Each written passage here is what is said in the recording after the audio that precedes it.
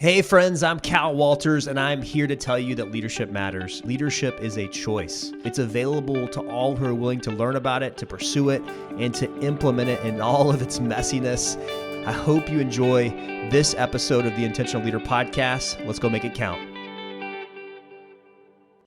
All right, Carey. Well, welcome to the show. It is an honor and a privilege to have you on today.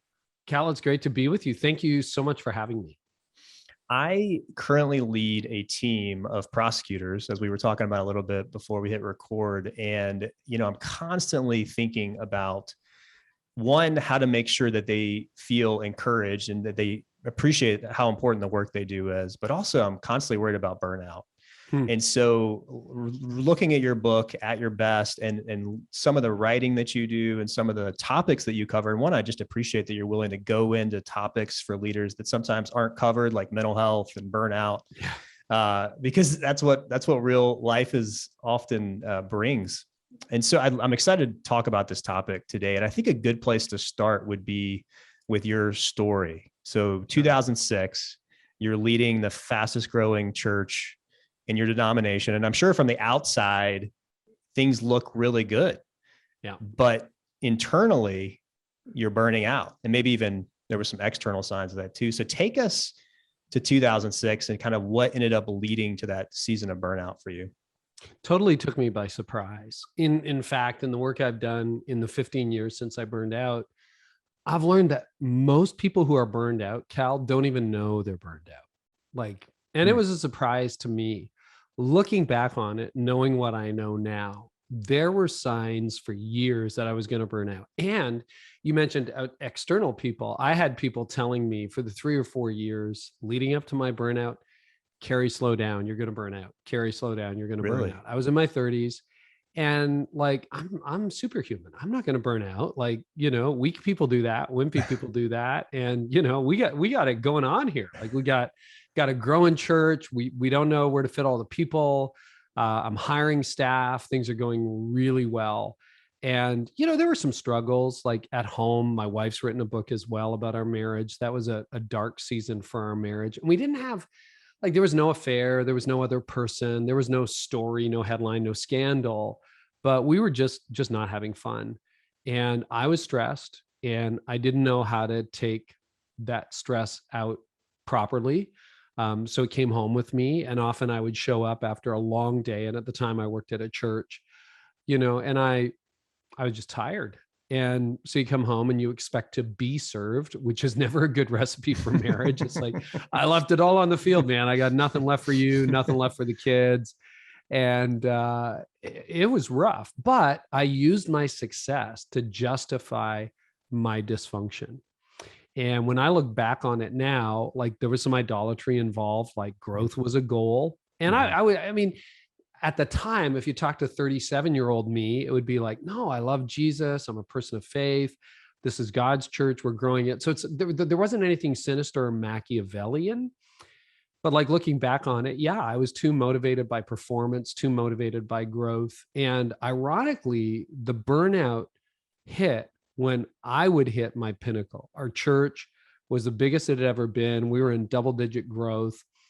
I'd always kind of secretly wanted to be a speaker. So I just passed my 40th birthday. I'd gotten to know Andy Stanley, who is one of the most influential church pastors in America. Around that time, probably Andy and I met in 04, 05. In 06, he and Reggie Joyner invited me to speak at North Point. I got in front of a crowd of 2,500 people, leaders from around the world, most people I had ever spoken to in one time. And apparently I did a great job on the talk. I worked for months on it and I, quote, killed it. Right. So it was awesome. My wife, my kids were with me. We were down in Atlanta. And then we flew home. And when I got off the plane in Toronto, it's I fell off a cliff. And highly passionate, highly motivated, very driven guy. Almost overnight, it's almost like the air came out of a balloon, when you're oh, look at this, it's great. And then it's yeah. So it all came out at once. I lost my passion. I lost my drive. I lost my energy. And usually you're okay, I got to go to bed early tonight, or I'll go for a bike ride, or, let me take the weekend off. I'll be fine. And the more I did, the worse it got. Hmm. And I thought, oh crap, like I don't have control anymore. And that's a scary thing. If you're into full on burnout, you don't have control. And it was for 3 or 4 months, from May until about September of 2006, where I was probably clinically depressed, which was so uncharacteristic of me. I had no energy, no motivation, no joy, didn't lose my faith, still wanted to work at the church, but just, had some muscle memory to get me through that. I took, I think, 3 weeks off. And I thought, okay, this will be the elixir. 3 weeks off, I'll be fine. I was worse at the end of the 3 weeks than I was when I started. Interesting. And I'm like, oh crap, like this is burnout. And then by the grace of God, I started to get a flicker of hope back maybe early in the fall of that year. And then I went from like 30% functionality to maybe 50% to maybe 70%. And because I'd been in leadership, I was 40, 41 at the time. I had enough muscle memory that you can fake it, not in a bad way. Like, I don't believe this anymore, I'm going to put an act on. No, I believed it. I just couldn't feel it. But you have muscle memory. And then within a year, I was like maybe 70% back to normal. So on the outside, if we met, it would seem fine. But it was 3 to 5 years, 5 years really, until I finally would say I was healed and I wasn't limping anymore. I guess to a certain extent, you always walk with a limp after that. But, where I thought, okay, I am at 100% function. And then what I realized and we'll probably spend a lot of time on that today, so I won't go into it now. But as I retooled, like I knew, because you want to get back to normal so badly if you've been burned out. And then I realized, no, normal got me sick. Normal got me in the ditch. I need a new normal. So I hired coaches and counselors and discovered that not only did I get back to normal, but changing some fundamental patterns, my capacity expanded exponentially. And now I'm leading way more than I did back then. But there's a joy, there's margin in my life. I'm just back from a month off, like a full month off, a no cheater vacation. And my team hit a record year, like a record month. It was great. So it's a really different place. And my heartbeat is I'd love to see every leader get there. You write in your book that 70% of adults in their 20s and 30s now say that they're experiencing some level of burnout. So I can imagine there's a lot of leaders listening to this that can relate to maybe all or part of that story. And it's interesting to hear you say that you didn't see it coming. And now you've obviously experienced it, and you've gotten out of it, and you've written this book to help other leaders do it. I know you talk about it a lot, but I'm just curious now, looking back, what are some of the signs that you are burning out? Because I'm sure even now you're not immune to it. Oh no, I think about them every day. So what would you offer to leaders as, okay, if you see these warning signs, then you are either burnout or you're heading in that direction when you look back on that experience? Yeah, there are a number of markers. And again, let me just put asterisks here. I'm not a medical doctor. I'm not a psychologist, but I have helped thousands of leaders with this. So I have a rough idea and checked it with some medical friends. So I'm reasonably confident from a layperson's opinion, you're going to get a reasonable diagnosis. But one, your passion's gone. You used to be a passionate person. Second sign could be you feel kind of numb. Like when you're emotionally healthy, you feel the highs and the lows. So you find out that this couple who've been trying to conceive for 5 years finally got pregnant. And it seems to be a healthy pregnancy. You should feel joy, but you don't feel anything. And you're like, oh yeah, good for you. So on the outside, you're like clapping and cheering and liking their Instagram, but on the inside, you're dead. That's a sign. And conversely, when bad things happen, you should feel sad. Like you should. If somebody dies, and as a pastor at the time, you deal with death on a regular basis. And I wasn't feeling that anymore. So, or same with your kids, right? You're just kind of numb all the time. Or if you feel emotions, they're disproportionate. So your 8-year-old was supposed to mow the lawn. Maybe that's a bit young. Your 12-year-old was supposed to mow the lawn. Right? You don't want them chopping their toes off. And he doesn't do it. And that's, what is that? Like a 3 out of 10 on a life scale problem. Yeah. But you have a nuclear meltdown on him. And it's like, whoa, that was disproportionate. Or conversely, something really terrible happens. Let's say your spouse or girlfriend has a horrible day. And you're like, yeah, whatever. indifferent. It's like, whoa, okay, that is not a healthy response. A couple of other things, self-medication. So people self-medicate in different ways, quite obviously, alcohol, drugs, or even prescription drugs that you're overly reliant on or not taking according to prescription. But it could be overworking. So as a pastor and a Christian, I didn't want to drink or do drugs, but I just went back to work, just crack open that laptop and do more work. So the very thing that is getting you sick, overworking, is making you sicker, but you don't know that at the time.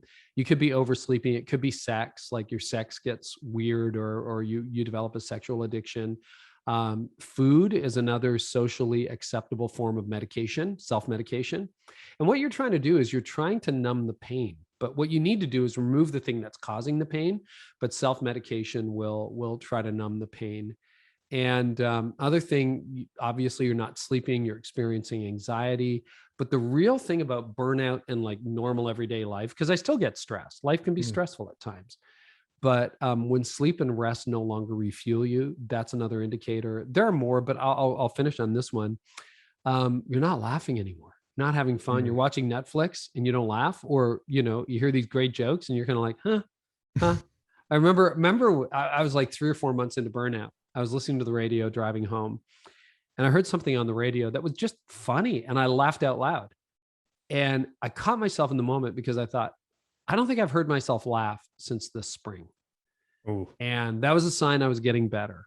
So you should be experiencing the highs and the lows normally. And in life, there are a lot of highs and there are a lot of lows. And you can be full on burnout. Like when I burned out, I was probably like cruising into burnout for a while. But when I burned out, my body quit. Like if you don't declare a finish line, your body will. So my body declared a finish line and said, enough. All right, we're not doing this anymore. But there's this thing that I call low-grade burnout.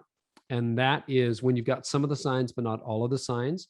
And the joy of life continues, or the functions of life continue, but the joy of life is gone. So the functions of life continue. You get up, you go to work, go to your kids' games, but the joy of life is gone. You're not enjoying any of it. And I think probably 70, 80% of the population are there in any given moment. It's pretty brutal right now. Yeah, I think it resonates with a lot of folks. And I think, listening to your story, a lot of what you were doing these were all good things, growth. I mean, so, Greg McEwen, who I know you've had on a few times, he's talks about how just because it's good doesn't mean that it's necessarily what you should be doing or essential. Oh, that's such a good point, because a lot of people would say, well, there's nothing wrong. Like in my case at that time, it was a growing church and there were genuine conversions. People actually became Christians. People's lives were changed forever. We had wonderful friendships. I have 2 wonderful sons who are now in their 20s. I had a beautiful wife. Like on the outside, it was all going great, but on the inside, it was too much of a good thing. And it was me not knowing how to say no, not knowing how to scale, not knowing how to grow an organization, and taking on too much. I had a terrible formula for success, which is, in my case, more people, or put, more responsibility, more promotion, more whatever, but more whatever equals more hours. That was my solution. It's like what used to take me 8 hours a day now takes me 10. Then it takes me 12, then it takes me 14, but I'm not a robot. Like, and it's such a false equation, Cal, because, on the one hand, I could work 16 hours a day. That's going to make me pretty dim-witted by the weekend, but I could do it. But ironically, I'm working less and accomplishing way more. Like there's a law of leverage in there that most people meet. I've never been to Necker Island. I don't know whether you have. But it's where Richard Branson lives. Oh, yeah. I've had friends who have been there. And, he has 400 companies in the Virgin Empire. And I mean, he just went to space. Okay. So, the guy's got a few things going on. But apparently, if you go to Necker Island, I'm going to tell this story long enough until he finally says, Carey, come on down, see for yourself. Okay. But if you go to Necker Island, this guy who runs 400 companies, like greets you in a t-shirt and a bathing suit and just like, hey, Cal, good to see you, man. How you doing? Would you like to come in? Can I get you something to drink? You want to go out on the jet ski? Like, what do you want to do? You want to sit in the hammock? You want to chat? He's got all the time in the world. And if you think about the really high capacity leaders, often that's true. They're not running around like doing this interview while they're on their phone going, hang on, Cal, hang on. Let me just get this text. Right. Okay. Yeah. But so many people stuck in the middle, and that was me. I was just Mhm. running around like a chicken with my head cut off, and I wasn't helping anybody. Mm. Yeah. And so much of this, like I think about what you just described, Richard Branson being able to be present, like being able to be Present. with you in that moment. And that's how you get the richness out of life. And you mentioned you could be living with low grade burnout. Everything seems like it's going well, but you don't have any joy. You don't want to laugh because you're not able to be present. And honestly, Carey, and you're a pastor, so maybe you could speak to this, but I think when I look at my own life, a lot of my striving, when I get off kilter, it goes back to identity.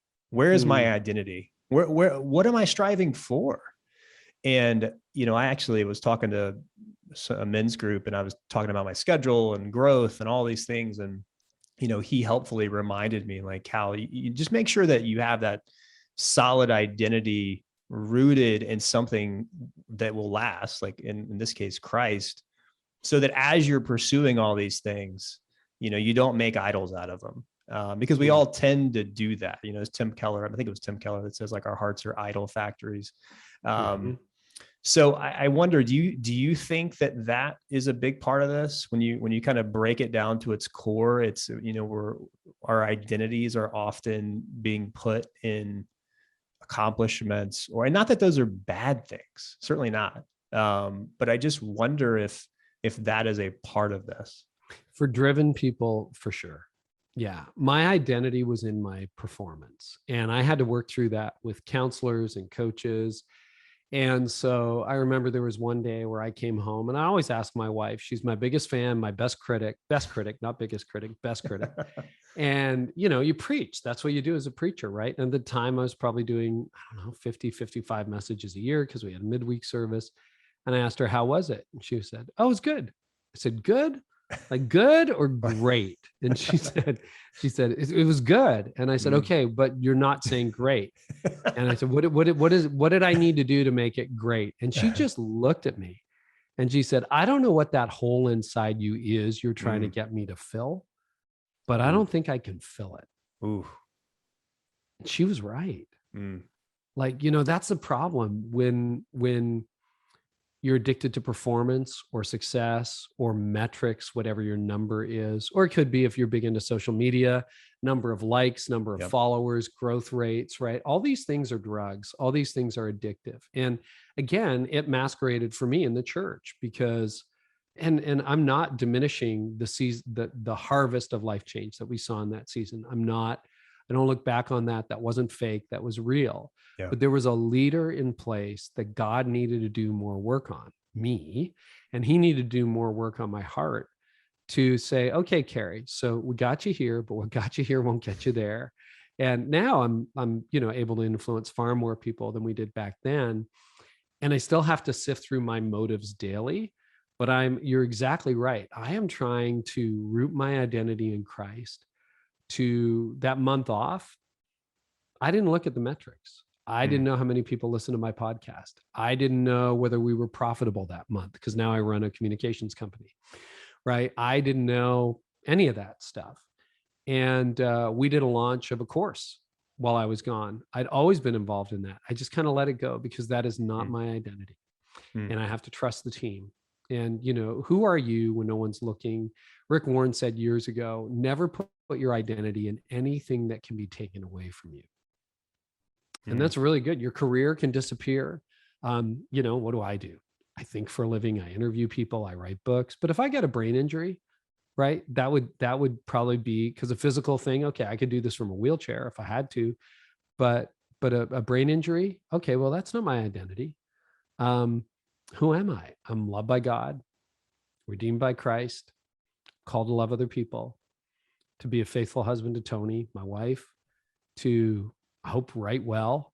But again, whether my book succeeds or hits number one in its category or hits a New York Times bestseller list, like those celebrations last for about an hour, and you get these endorphins that just rush in and you feel amazing. And then you're like, oh crap, I'm not number one anymore.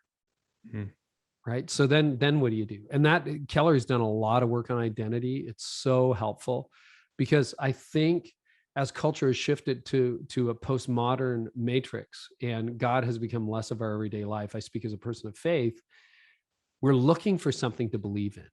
And it could be ourselves, it could be our career, it could be money, it could be looks, it could be health, it could be you name it. Like it was Calvin and Keller who would say that the human brain is a factory of idols.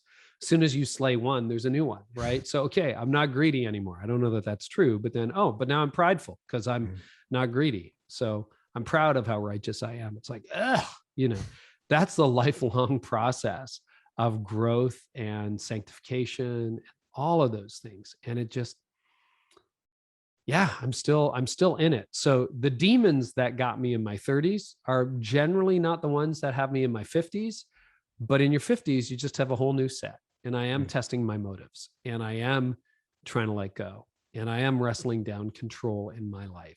So I think that's a lifelong process. And the thing to remember is ambition is not a bad thing. It's not a bad thing. God uses ambition. The Apostle Paul was highly ambitious. And, Andy Stanley's theory on the Apostle Paul is Peter was doing a good job and God looked down and went, well, we need someone to blow this up. Okay, I'm going to go talk to Paul. Paul's so driven and ambitious and zealous. He'll just take it all over the world. And, a bit of tongue in cheek, but there might be some truth there. So ambition is not a bad thing. It just needs to be redeemed. It needs to be sanctified. It needs to be purified. And so your motive, if you're using power to benefit other people, if you're using your platform, not just to champion your own ideas, but other people and to benefit other people. If it starts to be an outward focused, it's much better than feed me, make me feel good about myself, which is just a horrible trap. That there is no bottom to that pit. Yeah. And so, Carey, you've already talked about this season of burnout. Did you continue pastoring much longer after that, or did you shift to leadership, thought leadership, and focusing on leaders? Yeah, I did almost a decade after that. Oh, wow. So came back to the church. The elders offered me a sabbatical, which was very kind, but I kind of figured I would never come back, even though I felt called to ministry still. So I led that church. It eventually morphed into Connexus Church. We built a building, all that stuff. And then about 6 years ago, I handed it over to a successor. So I had just turned 50. And one of the biggest concerns of my life is the church was way bigger than it was when I started. It was just a handful of people. And I felt a responsibility. And I didn't want the church to get old with me or die with me or just kind of fizzle out. So while it was at its peak, I handed it over to a successor. We're still involved. We still give, we still serve, we still help. But it's his. And then this little hobby I developed, I needed hobbies. That's another thing. Here's a burnout test. Do you have any hobbies? It's like, I don't have time for hobbies. It's like, okay, you should pay attention to that. I didn't have time for hobbies either. Look what that did to me. So now I barbecue, I bike, and I boat. That's what I do, the 3 B's. But for a while I was writing. And I thought I enjoy writing and I wanted to write a book. So I wrote a book and then started blogging. And then the blog kind of took off. And then I wanted to do a podcast. So a few years ago, I started a podcast. It took off. And then when I stepped out of the lead pastor role, between speaking, blogging, and podcasting, it's now what I do full time. What is your why for doing that? Because I listened to first of all, let me just say your podcast is incredible. And I put your podcast with Tim Ferriss. It is your ability, and especially as someone who tries to do this, you're really good.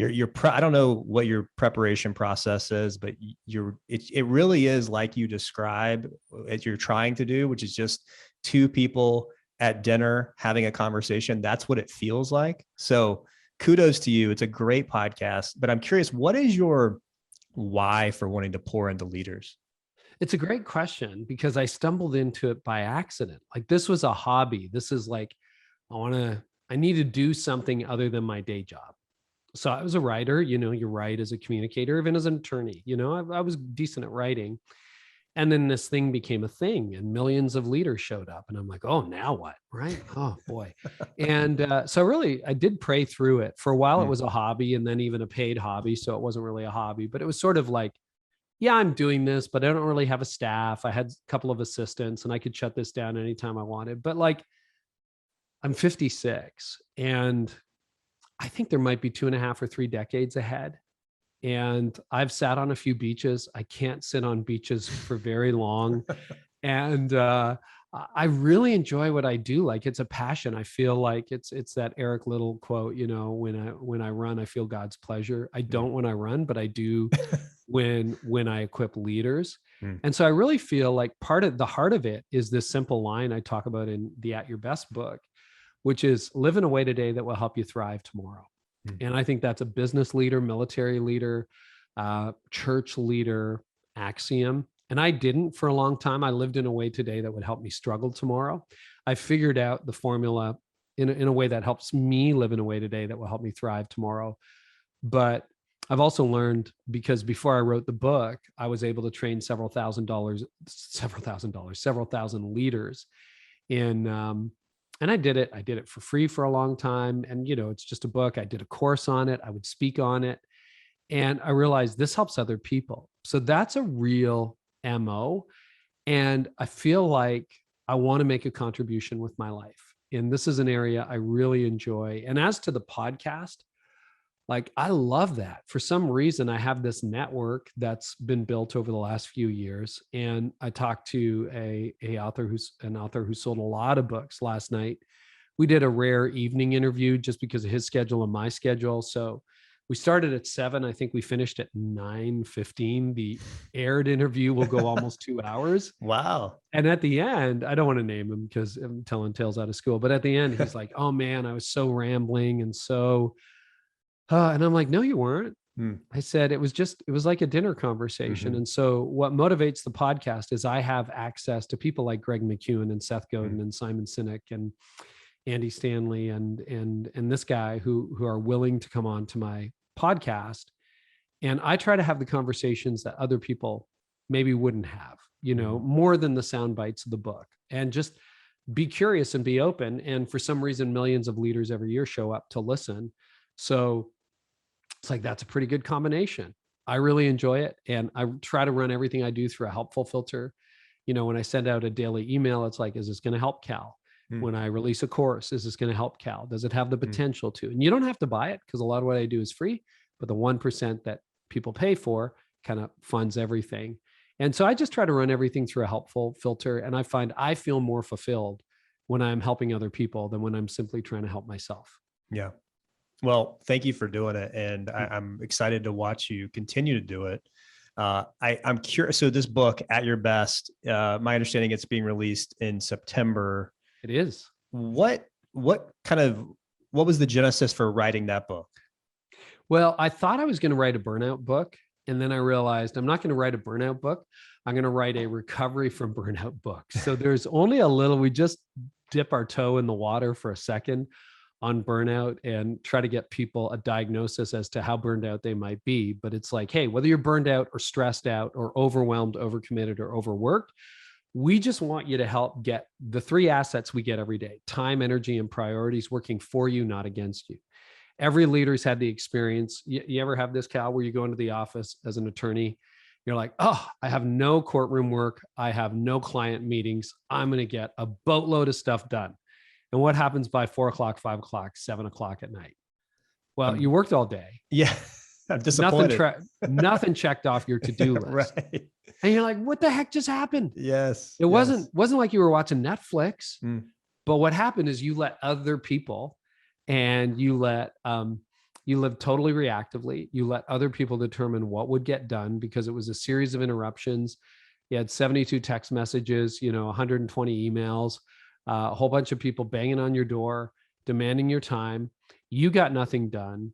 You go home. You're married, right? Do you have any kids or no kids? I do have one. Yeah. One on the way. So who pays the price when you have a bad day? Yeah, they do. Yeah. They always do. Because then you're like, yeah, I want to watch Disney with you, but I can't because I got to get this done. Or you're watching Disney Plus with your daughter with your daughter, and she wants you to be engaged. And you're like, you got your laptop open, you got your phone on, and you're sneaking emails at 10 o'clock at night or 8 o'clock at night. And that's what happens. And I lived that way. And that's what led to my burnout. And so now I don't live that way anymore. And so, the book is about how to get time, energy, and priorities working for you, not against you, so that doesn't happen. So in the book, you talk about the 2 two specific frameworks. You've got the stress spiral, and then you have the thrive cycle, which I love. Tell us, we've already talked a little bit about it, but like, what is that stress spiral? Because I think a lot of us can relate to it. And then let's talk about the thrive cycle, because I'd love for leaders to walk away with some practical things they could go do to get to a better place. Yeah, let's get super practical. So the stress spiral, I'm going to say 80% of your audience is in it right now. So that is, you feel overwhelmed, overworked, and overcommitted. And the reason that happens is time, energy, and priorities. Your time is unfocused, your energy is unleveraged, and your priorities keep getting hijacked. They never get realized. It's like, okay, I had a wide open day.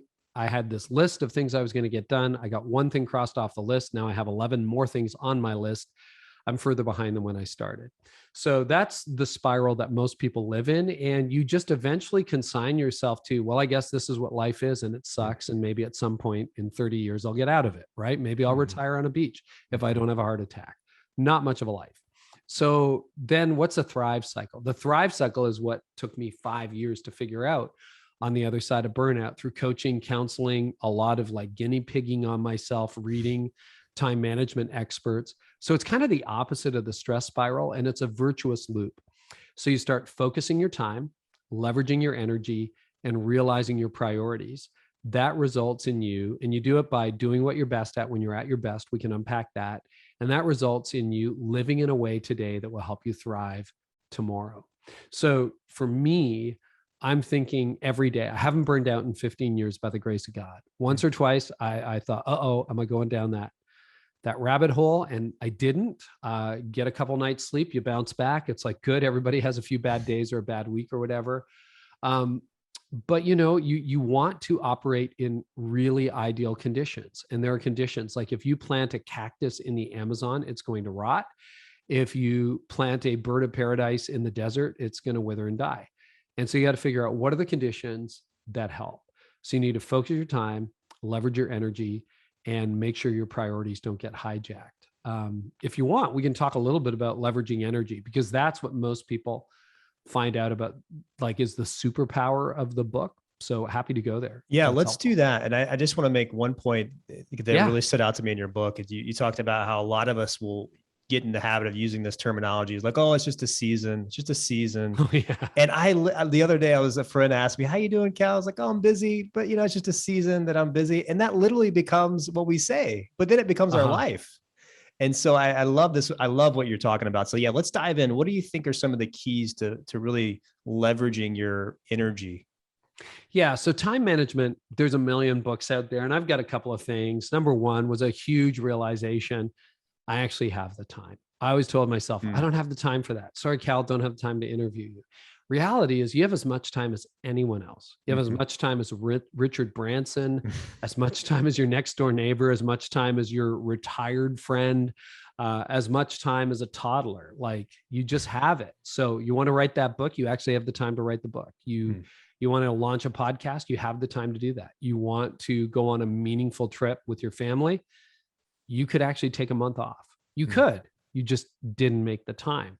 So that's being honest with yourself, because as long as we're saying there's no way I can get that done, yes, you could. I didn't have the time for that. You did. So stop lying to yourself. And then you get into energy management. There's more on time, but we'll flip to energy. Energy management is everybody gets 24 equal hours in the day, but not all hours feel equal. And we all kind of know this intuitively, right? Are you a morning person, a night owl? Daniel Pink breaks it down in his book, When, where he shows that, I forget what his percentages are, but maybe 20%, I'm going to say for argument's sake, are morning people. A similar amount are night owls. And then a lot of people are middle of the day people, like they have their best hours. So the theory is you have 3 to 5 peak hours in a day. And that's about it. And so when you look at the science, that's actually true. Cal Newport would agree. Daniel Pink would agree. I talked to Claire Diaz-Ortiz, who used to work at Twitter. She agrees. Like, this is not an IQ thing. It's just the fact that you and I aren't robots.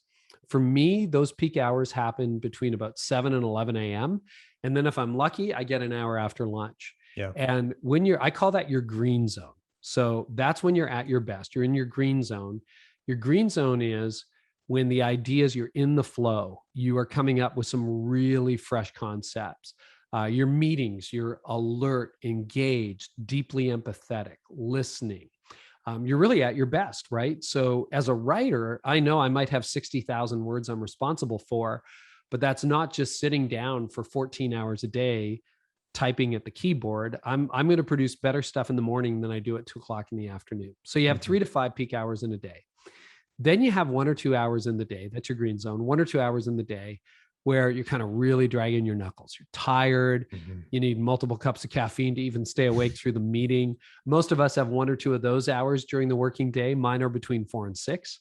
And that's what I call your red zone. So green zone's at your best. Red zone, you're kind of at your worst. And you can still work, but it's tough slugging. You can barely get your inbox cleared out. That's how tired you are. And then everything in between the rest of the day is your yellow zone. And that's where you're not at your best, you're not at your worst. You have a moderate amount of energy. You can do good work, maybe not your best work, but really good work. You can be engaged in meetings. So green, yellow, red. And the mistake a lot of people make, first of all, they don't realize that your energy waxes and wanes over the course of the day. And secondly, the work, your most important work, gets assigned erratically. So, how do you spend your green zone? In my case, it's the morning. Well, if I do a breakfast meeting in the morning, might be an important thing, but you know how breakfast meetings work. Leave the house at 6:30, hit the restaurant at 7, supposed to be done at 8, but it went till 8:30 because it was a good meeting. Then you stop at the drive-through. You get into the office at 9 because you're getting your coffee. People knock at your door, you're catching up with people. Then you realize you have 17 unread emails. So you do that. Then you haven't checked social yet for the day. It's 11 o'clock. And by that time I've spent all of my best energy and I haven't done my most important work. My most important work was not to be at the drive-through, not to chit chat in the office, not to go to that semi-random breakfast meeting. It was to produce a chapter for my book, or it was to write a sermon, or to prepare for an interview that was really important. I'm interviewing Simon Sinek. I got to get ready, right? So I've blown that. And then what do you do? If you're really gifted in an area, you leave it till the end of the day and you're like, I got to prep for that case. It's up tomorrow. It's 4:00 in the afternoon. You're on your 8th cup of coffee and you're not doing a good job. And if you look at what Malcolm Gladwell says, what do the top performers in the world do? They don't just use their gift, they develop it. So what you should be doing in your green zone, doing your most important work, your most strategic work, the stuff, not the urgent, the important, the really big rocks you got to move. So in my case, that's communication, vision, writing, preparation, the stuff that requires, to quote Cal Newport, your deepest work. Do that when you're at your best. And then if you get what's the most important thing on your calendar this week, would you say, or this month? Just pick something random. My most important thing would be making sure my counselor trained. So doing like courtroom training, because that's it to me. I view that that's an investment in my team that's going to pay dividends. How long is that going to take you to do it well? It takes 2 hours a week, I would say. Oh, that's it. If I just got 2 hours a week, because they're busy. And I don't want to take too much of their time, but to me, that's a win. If I can get 2 hours a week amidst all the other stuff they have going on of quality training, that's a win. Are you a morning person, afternoon, night owl? I'm a morning person. Yeah. But I would just say too, Carey, in order for that training to go well, I need to spend a good bit of time preparing for that training. Bingo. Yeah. Okay. And how long will that take you? Well, and this is interesting too, because I've been doing it for a while. So I could get up there and wing it and it would be okay. I mean, it'd probably be good. It wouldn't be great to your wife's point, so it would I would probably need 4 hours to make it really, really good. So about 6-7 hours total, maybe. Yeah. Okay. So this is interesting. You hinted at something that I really have become aware of, and it goes back to Gladwell's stuff and Outliers, his book from 14 years ago or whenever. Such a good book. I reread it recently. But to be best in the world, right, you really need to develop your gift. So that means you're studying other courtroom techniques, not just case law, but like, what is better advocacy? How do you make an effective point? What is the latest in cross-examination, right? How do you convince a judge's mind? How do you change a judge's mind? So that's probably reading books, watching videos, maybe taking a course, doing some meaningful Googling and finding some great articles, maybe in Harvard Business Review or something like that from the Harvard Negotiation Project, or something like that, right? So you're really doing the work. And as you said, what'll happen is you've been doing it for a while, so you can cheat. I call that cheating your gift. And cheating your gift happens when you use your gift, because you'll be okay. You'll be fine. You'll train those leaders, but you'll never develop it. And what happens over time, it's a little bit like not saving for the future, right? So didn't save in my 20s. Now I'm in my 30s. If I start now, yeah, I will get some compound returns. But what happens if you just put $50 away a week, starting at age 19, you're going to be very, very wealthy by the age of 60. And it's just $50 a week. But if you start doing that at 19, you're going to be way ahead. So if you start reading every day a little bit in your green zone. So let's say, to solve your problem, let's say starting next week on Monday, you're like, first 3 hours, no breakfast meetings, whatever. Start at 7, 8, 9, doesn't really matter. You're just going to block 6 a.m. I don't care. You're going to block the world out, turn off all the notifications on your devices. And you're going to work from, what time would you start? Perfect start time. So Carey, we work out in the morning. So the perfect start time for me would be probably like 8:30. Okay. That's a realistic time for me to start after our workouts. If you started at 8:30, could you totally block off time till 11:30? I probably could. Could. It would definitely be a shift in because I kind of often leave my schedule, unless I have a scheduled meeting. I rarely block, even though I know I should, I rarely will block off like, okay, this is Cal's time to do things like that, like research, so that I can train my counsel better. Right. And that's exactly what you do. You put it as an appointment. We have an At Your Best calendar people can download for free. You put it in your calendar and you put down research or training prep or whatever you call it. I just put it writing in my calendar. And that way, when I go to interrupt you, it's like, hey, Cal, you want to grab coffee Monday morning at 10? You look at your calendar and you go, Carey, I'm sorry, I have a commitment. Now, the commitment is to yourself, to your future, to your team, to your most important work. But you see how that starts to work? Yeah. So let's say you do that Monday. Let's say you do it again Tuesday. So you got 6 hours now between Monday and Tuesday. How do you feel by Tuesday at noon? Because you've already developed it. Now you got 2 hours of training in on Tuesday with one of your top people. How are you emotionally feeling about your week by Tuesday at noon? Yeah, I would feel great. And I would feel more present and available to do those other things. Like you said, when you haven't prepared for that podcast with Simon Sinek, you're probably thinking about that when you're at dinner with your wife. Yeah, you are. You are totally thinking about that. David Allen talks about that in Getting Things Done, and he calls those open loops. Yeah. And what happens is you're like, I didn't get to it. And you're driving home and you're going to go see your daughter and she's going to want to do something with you. And you're like, but I'm not ready for Simon Sinek. I'm not ready for court tomorrow.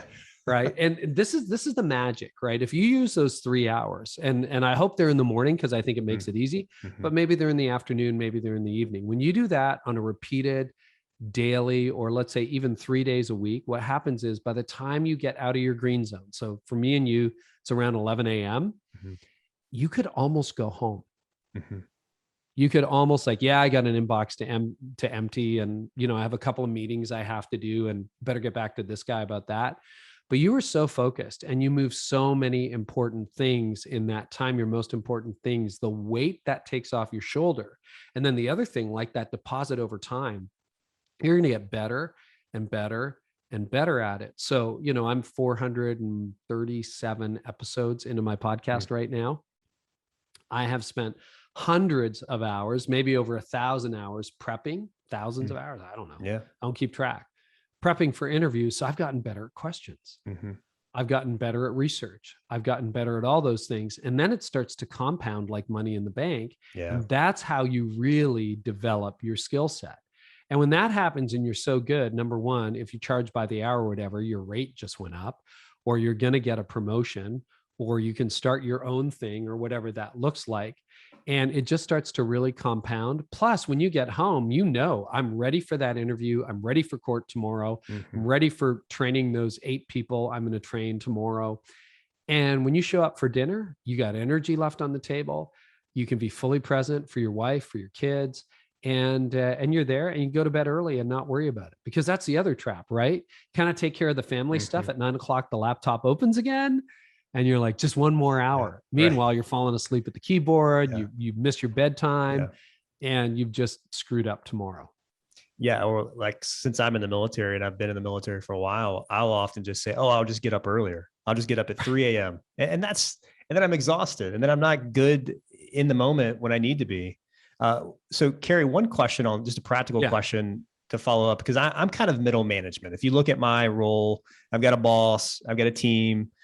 And so I don't have total control over my calendar. And so I could see, or someone listening to this conversation who can relate to my position might say, okay, Carey, that sounds great, but I'm a servant leader. I want to be available to my team. Me blocking off 3 hours in the morning almost feels selfish. And so I wonder what you would say to that leader like me, who's middle management, who does want to be available to their team, but then also wants to do their best work. Yeah. A few things. First of all, how selfish is it for you to be super healthy and to perform at your highest level? Probably not that selfish. Most bosses, your boss, and I'm so glad you raised this question because I get it every time I talk about this. So glad we're going there. Your boss would be, I'm sure, thrilled if you start developing the best training program in your division.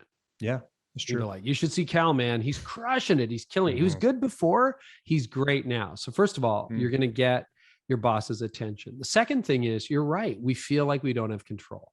So let's break that down mathematically for a minute. 168 hours in a week, typical work week. Some are longer, some are shorter. Let's just say 40 for argument's sake. That gives you total control over 128 hours in a week, which sounds staggering. It's like 40 are spoken for, 128 are wide open. And you're like, well, we got, soccer on Tuesday night, and we got this on Wednesday, and we're going to see my family on Thursday. And then we always do. It's like, yeah, whoa. Those are all choices.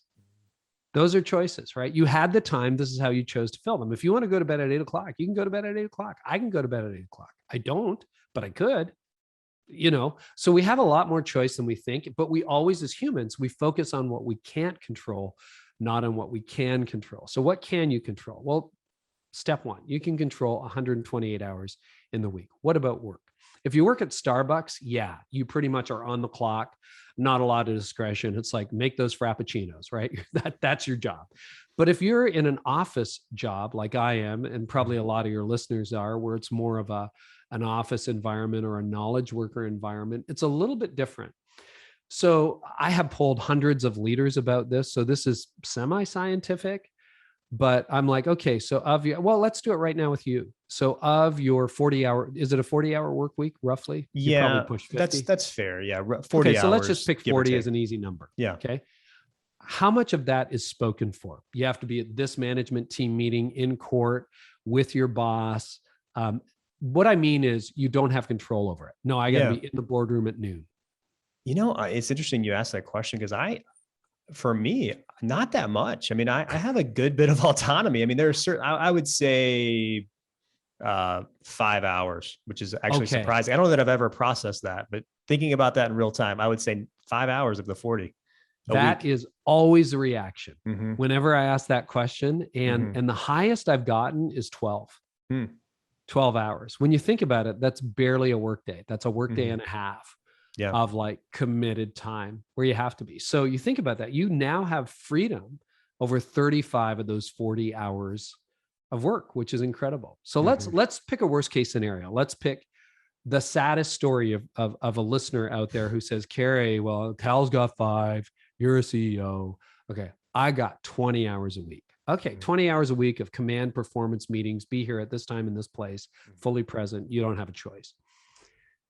That still gives you, are you ready? Control over 88% of your week. So if 20 hours are spoken for, you have control over 88% of your week. That's crazy. That's only 12% that was pre-decided. So you have way more control than you think. And then the question is, well, now what do I do with that freedom? And the answer is, figure out your zones and, I've got some resources at yourbesttoday.com if people are interested in finding it out. Plot it out on your calendar and start moving through that. And you will find your effectiveness and efficiency really starts to soar. And the better you get at it, it'll take some tweaks because maybe you didn't get your green zone quite right. Well, actually, I'm better at 6 a.m. or noon or whatever. So fix that.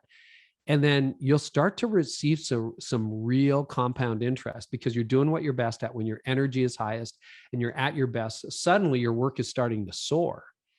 And then we can, if you want to do, we've got some of this in the book, but like graduate level stuff. Well, what about environment? Could you work at home some days or from a coffee shop or in an office? That's often negotiation. But again, if you go to your boss and say, hey, I've been working on this program that will make me more productive. Mm-hmm. I'm wondering if you're open to a dialogue about that. Mm-hmm. Most reasonable bosses would say, you're going to be more productive and help us move forward. I would like to have that conversation. You say, would you be open to an experiment, boss, where maybe I could work from home Mondays and Fridays? Mm-hmm. I think I will be more effective. I'd like to propose it for 2 months. So we get a little bit of, and we can assess it at the end of those 2 months. And we'll see whether I am producing better results. If not, we'll go back to the way it is. Are you open to that? Mm. Most reasonable bosses would say, sure. Now, you better make sure it's actually an advantage for you and not just convenient. But when you get, because I can't work in distractions. I don't know about you. I can't do coffee shops. Yeah. So this is my office. In the winter, I work here. In the summer, I work on my back porch. It's pretty quiet. I live in the country. I can focus, shut off all notifications on your devices. And then you're in the zone for 3 to 5 hours. And by the way, most people would say, well, why don't you extend your green zone to 8 hours? It's because you're not a robot. Right. Cal Newport's done a lot of research on this. Most humans, he puts a number at 4. I would put it at between 3 and 5. On a good day, I have 3 to 5 super productive hours in a day, and the rest is diminishing returns. Yeah. And Carey, I know we only have about a minute left, but I think one thing I can flex a little more. Okay. Yeah. And one thing on that is knowledge work, which you've already talked about and Cal Newport talks about. It's great in a lot of ways. It gives us a lot of flexibility, but as you talk about in the book, it also can be all consuming because you can do it at any time for the most part. Yes. You can do it from home. You can do it at night. You can do it in the morning. You don't have to be at Starbucks making lattes. You can be at your house. And so if we're not careful, and I think it's probably a big reason why we are seeing so much burnout, is because we don't know how to turn it off. And you also do a great job in the book of talking about these distractions of our phones and our technology and being able to create rules for ourselves about how to manage that. And then lastly, Carey, interesting too, you talking about me investing some time and how my boss would react to that. I think it would be a differentiator between me and my office and other offices, for example, because everyone else is working the way we talked about. They're not in their green zone. They're probably trying to just do whatever, whenever, whatever makes sense. But those that really invest in that green zone are probably going to be the differentiators. So I just love the one, taking ownership, but then also being willing to rethink how you do work. I really think leaders are going to see benefits for themselves and for their teams too. I would agree with Nir Eyal, who wrote a book called Indistractable. He also wrote Hooked, sort of book, anti-book, and then Cal Newport. They would both make the argument, and I would join them to say the ability to focus and produce results is becoming a superpower because it's so rare. People are distracted. They're semi-burnt out or burnt out all the time. They're kind of doing whatever, whenever, all hours of the day and night. And we live not in our red, yellow, or green zone, but we live in a gray zone where everything's just a fog and a mist. And so if you're looking at, when you're young, like long-term career, long-term prospects, or in my point where I work for myself, I'm looking at what contribution can I make with what remains of my life? What little dent in the universe can I make, hopefully, that will help people? It's like, oh, if I do this, and listen, I'm just as prone to anybody as wasting my green zone. I can get stuck on Amazon or Instagram and, not pop up for an hour. And so, we have to have, and I've got, what was the big surprise on this? Because everyone talks about what we just talked about with leveraging your energy as a superpower of the book. But I actually, the most real estate in the book is taken up with distractions, because that is 2021 and beyond. It's people who interrupt you. We didn't even touch on that. It's self-interruption. I do not need anyone to distract me. I am fully capable of distracting myself, because you get in your green zone and then you're like, ooh, I can watch these YouTube videos, right? Yeah. And next thing you know, it's lunch. And so there's that. And then there's how to recover when you make mistakes. So we have all of those things. And then tasks, like, how do I know? Well, what belongs in my green zone? And so there's a whole lot more there than we were able to touch on, but you start to get all of that going. And we have the privilege, like, leaders access the content my little company produces about 1.5 million times a month. And so if you had told burned out Carey at 41, hey, you know, these 800 people who go to your church and they almost put you in your coffin, they didn't, you did. One day you're going to have 1.5 million. I'm like, I'm dead already. Right. But I'm doing it now with more margin. My wife and I, we just had a hot tub installed today. So we're going to have a nice hot tub tonight. And I'm not bringing my laptop into that, because that would be the last hot tub I ever had. I'll electrocute everybody. Right. So no, you can enjoy life. I have hobbies, and that's a thing. Right. And think about this. If you use your green zone like that, let's say 4 out of 5 days a week, by the time you get home and all your big stuff is done, and you got the inbox emptied, and you're realizing what's important, what's not. When you get home, you're fully focused. You don't need to open that laptop. You can shut your phone down. You can play with your daughter, hang out with your wife, go for a date night, guilt-free. You get up at whenever you wake. I don't wake up with an alarm anymore. Whenever you wake up in the morning, in my case, it's usually between 4:30 and 6. Have a nice quiet hour in the morning, really focus yourself. For me, that's a spiritual time of investment. And then get going on the next day, and you'll be okay. And it's not about just waiting for that vacation, which I think so many folks, and me included, it's, oh, let me just take a vacation and then it'll all go away. Yeah, this is how you want to spend the next 25 years of your life, right, Cal? Just living for those 2 weeks a year. It's like 50 weeks of misery for 2 weeks a year. And this is the great fallacy. So in ministry, they don't do this in the military that I'm aware of. If they do, correct me. But in ministry, sometimes pastors get sabbaticals. And sometimes in really big, generous companies, you'll get a sabbatical. And so I've seen so many leaders go, I've never taken one, by the way. I've seen so many leaders go into sabbaticals like, oh, this will heal me. This will heal me. And then they go into their sabbatical, they feel great, and they come back, and by 11 a.m. on the first day back, they get hit by the train and they're right back where they were. And here's why that doesn't work. Time off won't heal you when the problem is how you spend your time on. And for most of us, it's not your vacation that killed you. The beach was awesome. You know, maybe you cheated on email a little bit every day. Well, we can fix that. That's pretty easy to fix.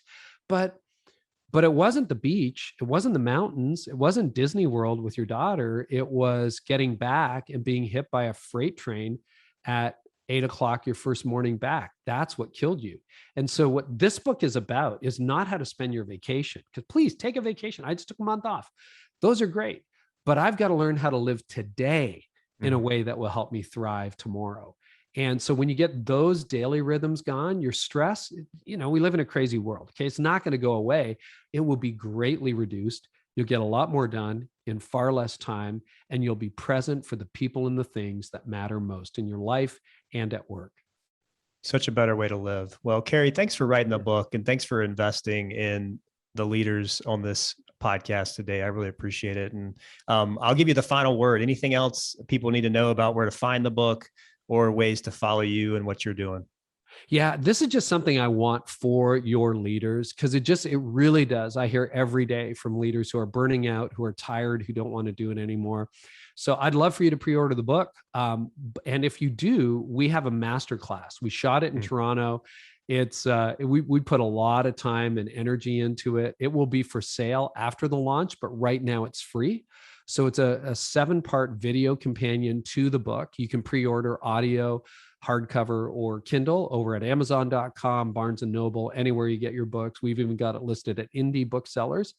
And the launch point for all of that is at yourbesttoday.com. So if you go to atyourBestToday.com, you'll get that, a bunch of free downloads, including all the stuff I talked about. You can download an energy clock, a Thrive calendar, you can plug into your phone, and a whole lot more. So we really loaded things up for you before the book launches, and you can get that at atyourBestToday.com. At your best today.com. And I'll put links to that in the show notes. Carey, thank you so much. And man, it was a privilege to be able to connect with you today. I hope we can continue this dialogue. It's been a joy. Thanks, Cal. Thanks for having me. All right, Carey, take care, brother.